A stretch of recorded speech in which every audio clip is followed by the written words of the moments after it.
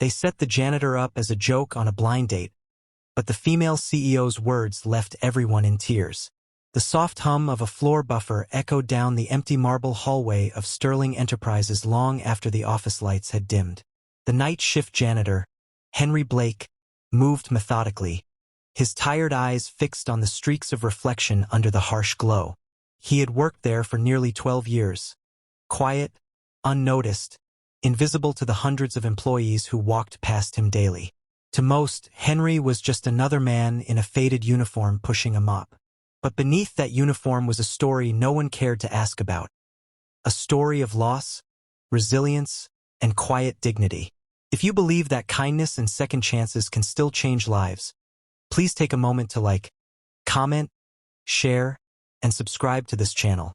Your support helps spread stories that remind the world what truly matters. Henry used to be an engineer, a bright one once full of dreams and plans. He'd built machines, designed systems, and believed that life rewarded hard work.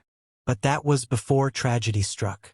His wife, Caroline, passed away unexpectedly after a short illness, leaving him alone with mounting medical bills and a broken heart. He tried to hold on, but grief consumed him. He missed work, then lost his job. In a matter of months, he went from a respected man in a crisp shirt and tie to someone sweeping floors to survive.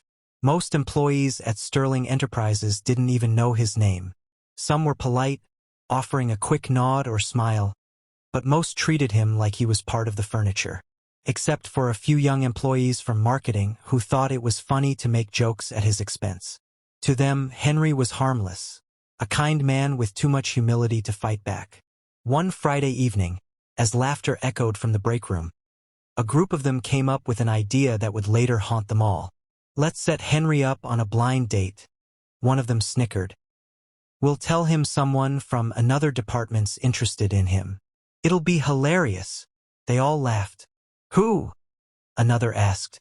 "Oh, make it someone totally out of his league. How about the new CEO?" The new CEO of Sterling Enterprises, Rebecca Lane, had joined the company only 6 months earlier. She was young, elegant, and widely respected for turning struggling businesses around. The employees admired her, but from a distance. To imagine Henry, the janitor, sitting across from her at dinner felt like the ultimate joke. They wrote a fake note, pretending it was from Rebecca, inviting Henry to a quiet dinner to discuss something important. They left it in his locker. That night, Henry found the note while changing out of his uniform. The handwriting was neat, professional, and signed R. Lane. His heart thumped. Could it really be from her? Maybe she had noticed his dedication, or perhaps there was some company matter she wanted to discuss privately. He wasn't sure, but the thought that someone as important as the CEO might actually want to talk to him made his heart feel lighter than it had in years. He didn't tell anyone, of course. He went home to his small apartment, a humble place filled with fading photos of his late wife and dusty engineering books he couldn't bear to throw away.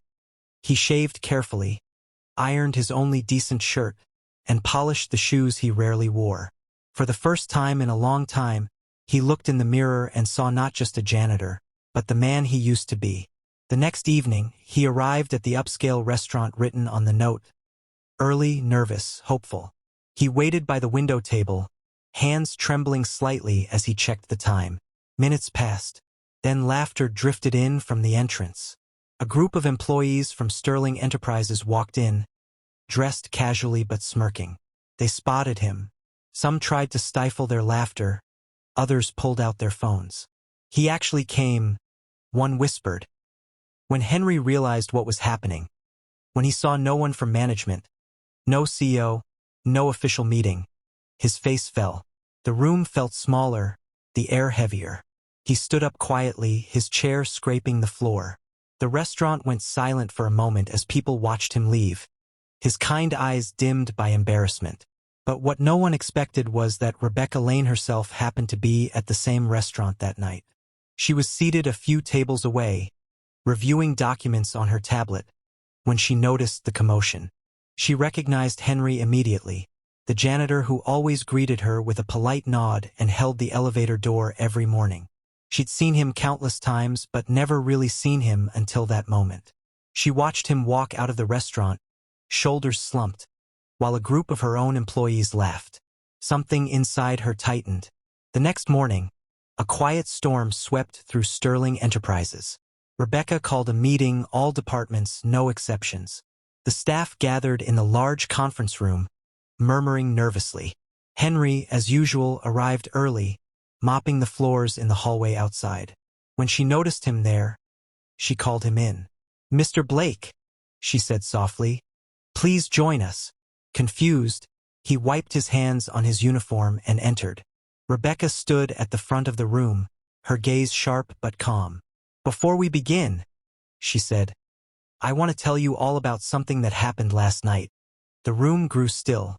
Some of the employees shifted uncomfortably in their seats. One of our team members was humiliated.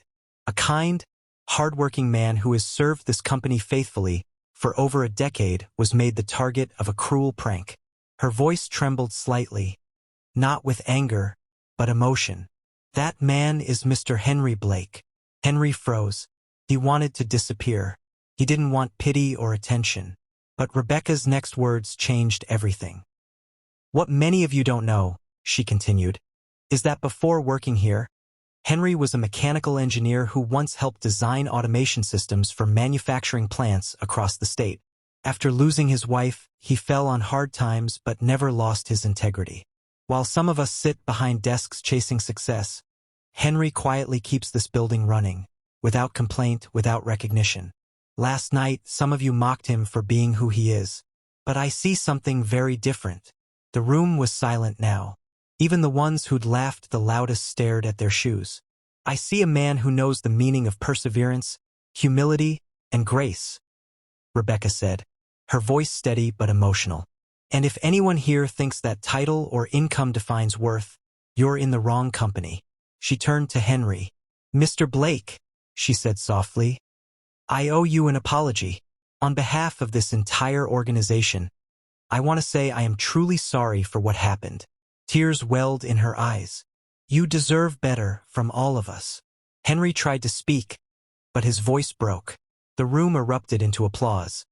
Not the polite kind, but a deep, heartfelt wave of respect that filled the air with something electric. Some employees began to cry, realizing the weight of what they'd done. But Rebecca wasn't finished. "From today onward," she announced, "I'm reinstating Henry Blake to a position he rightfully deserves. I reviewed his old records this morning. Henry, you once designed a system that's still in use at one of our manufacturing partners. I'd like to offer you a position in our engineering maintenance department, supervising efficiency upgrades. If you'll accept it." Henry's eyes widened. For a moment, he couldn't believe what he'd heard. His voice quivered as he nodded, tears spilling freely down his cheeks. I don't know what to say," he whispered. "You don't have to say anything," Rebecca smiled. "Just promise me one thing. Never stop believing that goodness finds its way back." Word of that meeting spread throughout the company and even beyond. The same employees who once mocked him now sought his guidance. They saw him differently, not as the janitor who swept their floors, but as a living reminder of humility and grace. Henry didn't hold grudges. He treated everyone with the same warmth as before, only now, when people passed him in the halls, they greeted him with genuine respect. Weeks turned into months, and Henry flourished in his new role. He began developing new maintenance protocols, saving the company thousands of dollars annually. Rebecca often sought his advice, not just as a professional but as a human being. "You remind me what leadership should look like," she once told him quietly after a long day. And then came the moment that truly brought tears to everyone's eyes. During the annual company gala, Rebecca took the stage to give her closing remarks. After a few formal announcements, she paused. "Before we end tonight," she said, "I want to honor someone who changed this company, not through innovation or profit, but through kindness and strength." She called Henry to the stage. As he walked up, the entire room stood to applaud. Rebecca handed him a small plaque that read, "For reminding us that true greatness often wears humble shoes." The words glistened under the light, and Henry's eyes shimmered with gratitude. The crowd cheered, but Rebecca leaned closer and whispered something that few could hear. "Last night, I found your old resume in the archives," she said softly. "Your wife would be proud. You never gave up, Henry." Tears filled his eyes again. "Thank you," he whispered. "I think she's finally at peace knowing I didn't." By the end of the evening, many who had once laughed at him left the room in tears, changed, humbled, and awakened to what truly mattered. They realized that respect wasn't earned by titles, and dignity wasn't determined by clothes. It was the quiet strength of people like Henry that built the foundations of every success story. If this story touched your heart, please don't forget to like, share, and subscribe. Let's keep spreading stories that remind us of humanity, compassion, and the power of second chances. And before you go, leave a comment below. What lesson did Henry's story teach you about respect and kindness? Because sometimes, the people we overlook are the ones who end up teaching us the most unforgettable lessons.